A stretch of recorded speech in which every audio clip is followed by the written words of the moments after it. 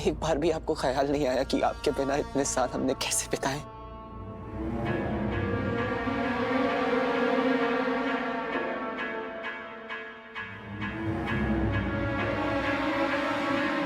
पता है आपको मुझे सबसे ज्यादा बुरा कब लगा?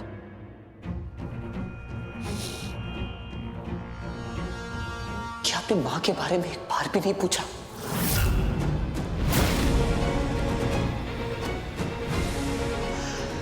आप ऐसे क्यों रिएक्ट कर रहे हैं पापा?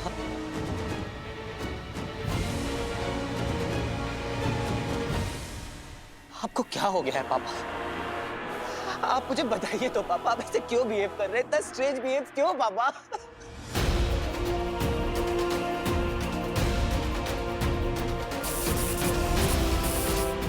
मां मर गई पापा, आप चले गए, मां चली गई, पीछे छूट गया एक 7 साल का बच्चा और उसकी गोद में 2 छोटी छोटी बच्चियां।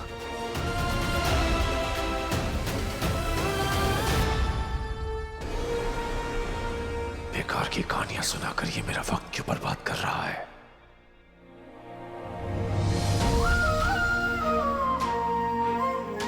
मैंने सोचा था जब आप मुझसे पहली बार मिलेंगे तो मुझे गले लगाकर मुझसे पूछेंगे कि तू कैसा है वीर, तेरी माँ कैसी है। स्वीटी बेटी को पहली बार देखकर आपकी आंखें भर जाएंगी, उनका माथा चूमकर उनसे पूछेंगे, उनको बोलेंगे कि बेटा अब मैं वापस आ गया हूं, मैं कभी वापस नहीं जाऊंगा।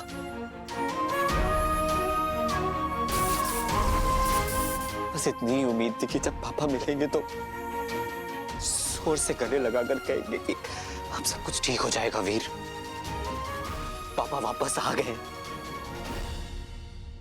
मेरे धैर्य की सीमा टूट रही है। एक एक पल इतना कीमती है और ये मूर्ख जज्बाती मानव मेरा वक्त बर्बाद कर रहा है। आपको हो क्या गया है पापा? आप हमारे साथ ऐसा स्ट्रेंज बिहेव क्यों कर रहे हैं? ऐसा लग रहा है जैसे आप हमें जानते ही ना हो, आप आपके बच्चे ही ना हो।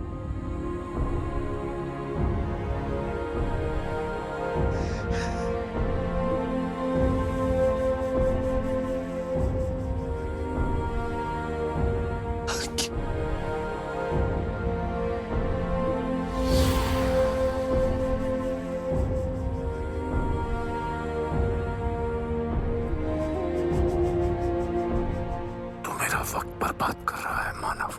मैं यहाँ सिर्फ पहेली के लिए आया हूँ। सो सॉरी पापा, मैंने ज्यादा बोल दिया आपको।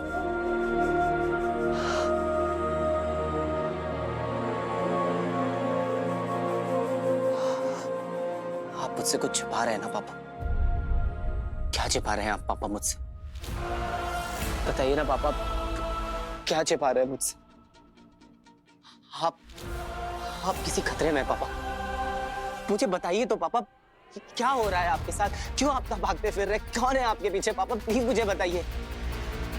हाँ, आपने मुझे लेटर में भी लिखा था कि आप खतरे में हैं पापा, तो फिर आप मुझे क्यों नहीं बता रहे कि आपके पीछे कौन है पापा? आप बस मुझे नाम बताइए पापा, मैं प्रोटेक्ट करूंगा आपको। आप अपनी प्रॉब्लम बताइए पापा, प्लीज मुझे बताइए। अगर इस पहेली को सुलझाने के लिए मुझे तेरी जरूरत न होती तो अब तक तेरी लाश पड़ी होती वीर नंदा। प्लीज मुझे बता दीजिए पापा कि ये रिडल्स आपको क्यों बार बार सॉल्व करनी पड़ती है? वो भी ऐसे रिडल्स जिन्हें आप खुद सॉल्व कर सकते हैं, पर फिर भी मुझसे सॉल्व करवाते हैं। कि जरूर कोई सीक्रेट है पापा जो आप मुझसे छुपा रहे हैं। प्लीज पापा, ऐसा क्या है जो आप मुझे बता नहीं सकते?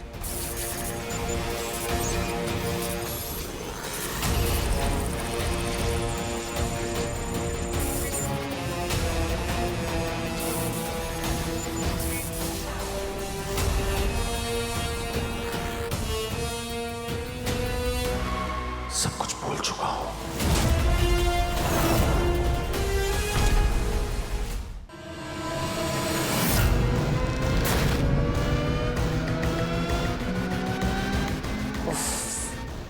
ये हैंडसम चेहरा ना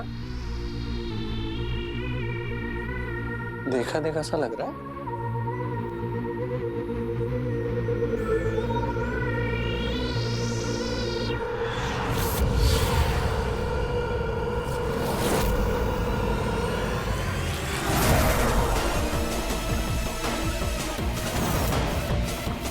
ओहो, कभी हैंडसम, कभी ब्यूटीफुल, इरादा क्या है? मैंने कहा था ना, ज़ारा नहीं मिली है हीरो से। होगी तसल्ली। एक काम करते हैं, तुम ना साइड आ जाओ। असली टैलेंट को मौका दो ना। जैसे पहले पकड़ा था ना, दोबारा पकड़ लूंगा उसको। तुम चिल करो, चेयर लगवाऊं तुम्हारे लिए? गाइस, चेयर लेके आओ। क्योंकि तुम्हारी बस की बात नहीं है।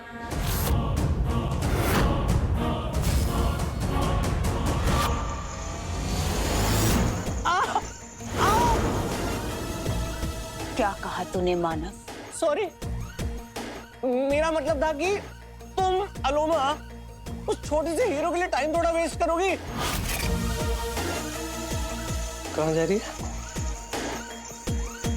ओहो,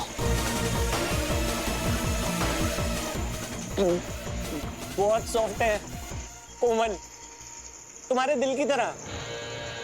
कौन सी क्रीम लगाते हैं? देखो देखो, मैं हूं तो तुम्हारा बंदा ना, मुझे ट्रस्ट करो प्लीज। लग रही है।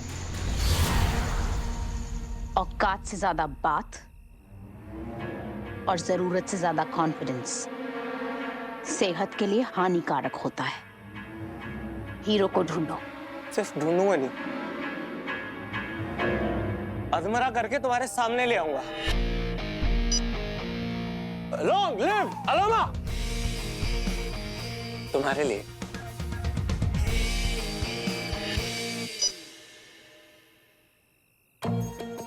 इस डिवाइस में कई शक्तियां हैं, पर जब ये ऑन रहता है तो कोई भी दूसरा असर तुम्हें लोकेट कर सकता है। इसे सिर्फ जरूरत पड़ने पर ही ऑन किया करो, वरना इसे ऑफ रखो।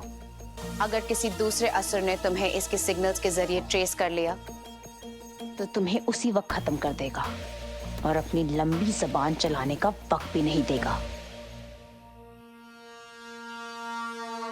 लंबी जबान तो ठीक है, पर नहीं, यहाँ पे और एलियंस और असुर है। मतलब एक है जो हमारे रडार से मिसिंग है। क्या बात कर रही हो? कहाँ है वो? ये तो पता नहीं, बट इतना अंदाजा लगा सकती हूँ कि अब तक वो किसी इंसान की क्लोनिंग कर चुका होगा। यू मीन टू से कि वो एलियन इंसान बन के हमारे बीच में है और हमें पता नहीं है? पर जब भी कोई असुर इंसान का रूप ले लेता है तो पूरे दिन में एक ऐसा वक्त आता है जब क्लोनिंग का असर खत्म होने लगता है और वो अपने रूप में वापस आ जाता है। ऐसे में उन्हें खुद में ऊर्जा का संचार करना पड़ता है, जिसे तुम लोग रिचार्ज कहते हो।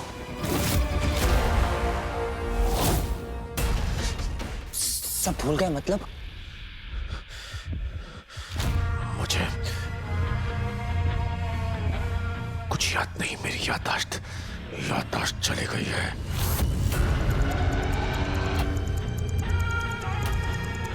मतलब कि आपको कुछ भी याद नहीं है पापा? आपके साथ क्या हुआ था? आप कहाँ थे? हमारा घर, माँ, मैं, कुछ भी नहीं? कुछ नहीं। ये सब कैसे हुआ पापा? अब इस कैसे का मैं क्या जवाब दूं? कोई कहानी बनानी पड़ेगी। कहानी बनानी। अब ये एक लंबी कहानी है। बताइए पापा, मुझे बताइए। जब होश आया तो मुझे पता नहीं चला कि मैं कौन हूं, कहां से आया हूं, मेरा पास्ट क्या है, कुछ भी। तो पापा, जब आपको होश आया तो आप कहाँ थे? सवाल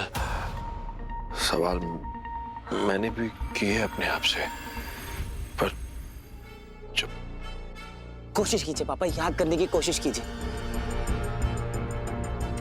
मुझे कुछ भी याद नहीं था, तो जब होश आया, आँख खुली तो हाँ, सब धुंधला धुंधला सा था। चारों तरफ अंधेरा हो। कोई सुनसान सी जगह होगी, चारों तरफ अंधेरा होगा, इसीलिए आपको समझ में नहीं आया कि आप कहाँ थे। सुनसान सी जगह थी। जी, याद करने की कोशिश कीजिए पापा। कौन सी जगह थी? कहाँ थे आप? मुझे याद नहीं आ रहा, पर उससे क्या फर्क पड़ता है? फर्क पड़ता है पापा, तभी तो पता चलेगा ना कि आप कहाँ पे थे। याद करने की कोशिश कीजिए, कुछ तो आवाज सुनोगी आपने वहां पे, कुछ आसपास कुछ तो होगा। कोशिश कीजिए पापा।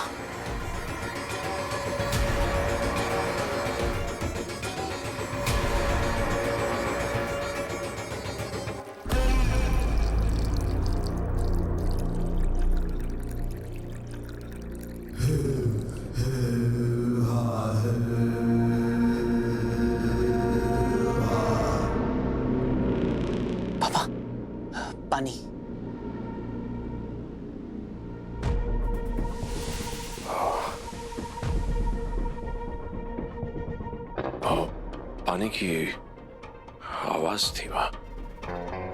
पानी यानी समंदर? हाँ, आप किसी बीच के पास थे? हाँ, बीच, रेत। मैं जब मेरी आंख खुली तो मैं बीच पर था।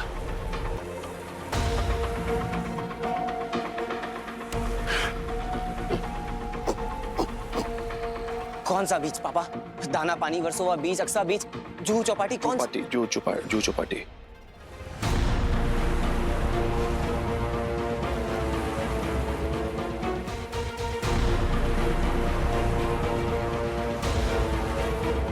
तो आप जूहू बीच पे थे और आपको याद नहीं था कि आप कौन है? नहीं। तो आप भटकल अंकल के लॉकर तक कैसे पहुंचे?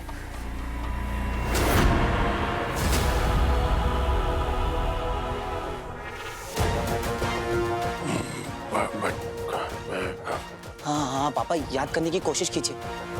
कैसे पहुंचे आप? बताइए ना पापा, वहां कैसे वही पहुंचे? तो बता रहा था। मैं शॉक में था, कुछ समझ नहीं आ रहा था। तो अचानक गोलियां चलने लगी।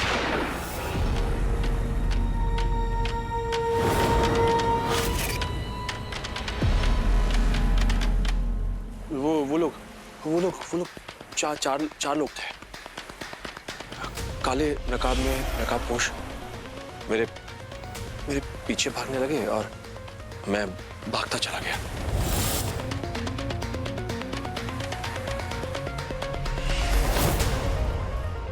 हे भगवान, आप पे गोलियां चली? थैंक गॉड पापा, आप बच गए। पता नहीं कैसे। फिर आप भाग के कहां गए?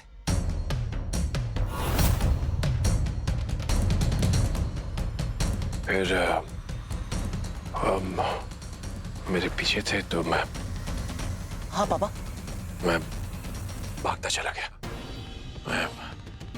फिर क्या हुआ? सोचिए पापा, बताइए मुझे।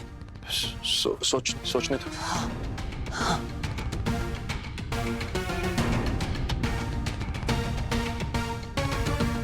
ये क्या कर रहे हो? नोट डाउन कर रहा हूँ पापा। आपने अभी तक जो बताया वो सब। फिर आगे? नोट। हाँ, मुझे याद आया। जब मैं बहुत देर तक भागता रहा तो मुझे जेब से एक नोट मिला। कितने का? कागज का, चिट्ठी। क्या लिखा हुआ था उसमें? एक पता लिखा था। मैंने सोचा कि हो सकता है कि ये पता मेरे किसी काम का हो। पता? तो शायद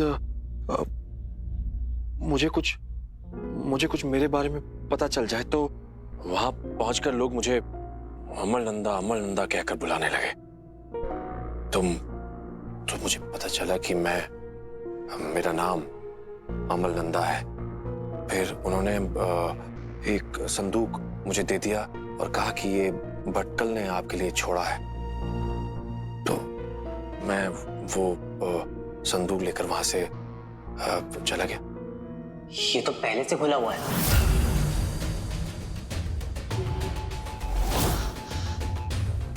ठीक 10 मिनट बाद मैं वहां पहुंचा था।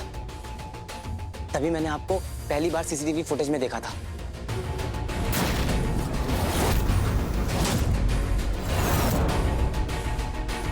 और जब मैंने पूरी सीसीटीवी फुटेज चेक की थी तो पापा उनमें थे नहीं। आप कहां चले गए थे? बताइए पापा, याद करने की कोशिश कीजिए। मेरी याददाश्त चली गई है तो सोच रहा हूँ मैं। सोचिए पापा। मैं सोच रहा था कि जो चीजें मुझे मिली हैं तो उनका मैं क्या करूं। फिर भटकल की वसीयत पढ़ी तो पता चला कि इस संदूक में एक पहेली है और उस पहेली को अमल नंदा और उसका बेटा ही सुलझा सकते हैं, वीर नंदा। तो मुझे पता चल गया कि अमल नंदा का बेटा है वीर नंदा। फिर क्या हुआ पापा?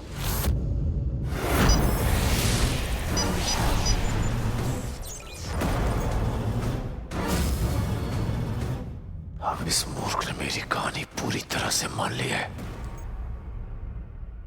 फिर मैं तुम्हें ढूंढते ढूंढते भटकल की शोक सभा में पहुंच गया।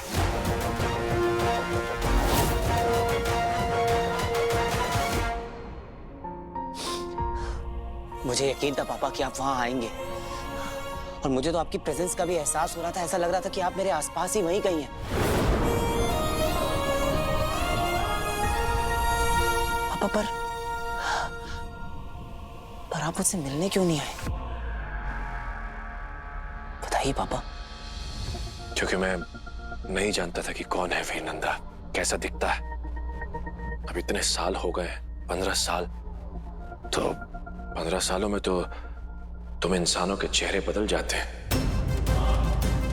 तुम इंसान?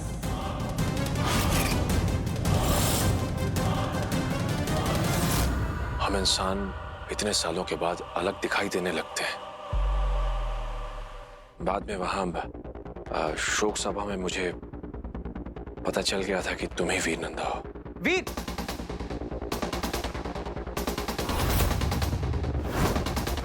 पर फिर मैं डर गया था।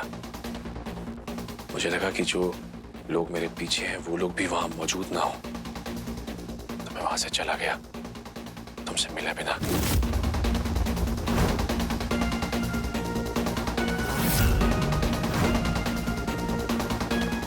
फिर शोक सभा के बाहर पहुंचकर सारी पूछताछ की तो मुझे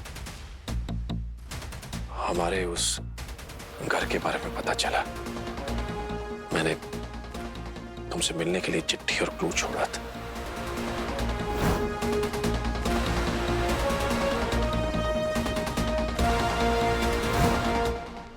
मुझे लगा था उस माहौल में मुझे मेरी खोई हुई याददाश्त मिल जाएगी, लेकिन आपकी प्रेजेंस मुझे भी फील हुई थी पापा। मुझे यकीन था कि आप वहां मेरे साथ हैं। फिर जब तुमने ये पहली सुलझा ली तो मुझे खतरे का एहसास फिर से हुआ। हम पर अटैक हुआ था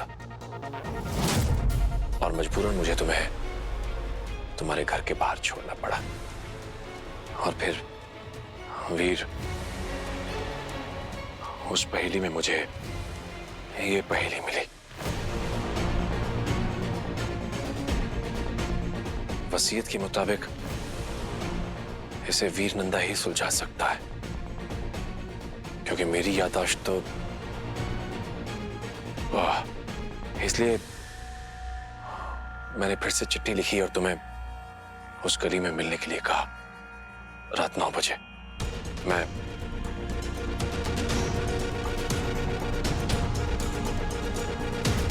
वहां पहुंचकर मैंने तुम्हारा इंतजार किया,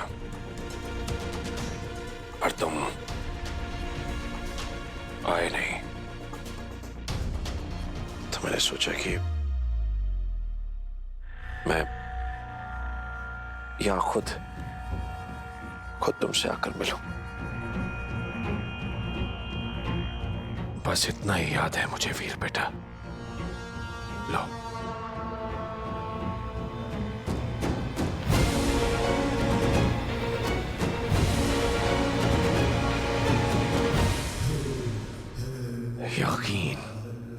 यकीन ये मानव बड़ी आसानी से कर लेते हैं। तो अब तक आप कुछ भी नहीं याद कर पाए? कुछ भी नहीं? कुछ भी नहीं, सब मिट चुका है।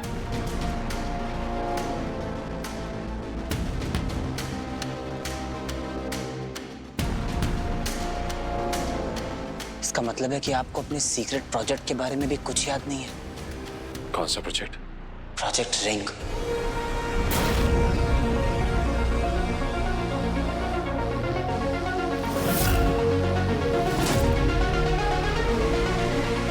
रिंग? कौन सी रिंग?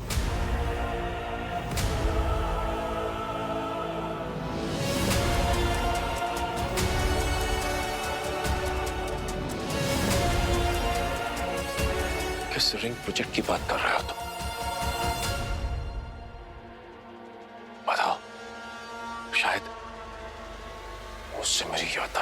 वापस आ जाए। कुछ बोलो वीर बेटा। पापा को रिंग दिखा देता हूँ, शायद उनकी याददाश्त वापस आ जाए।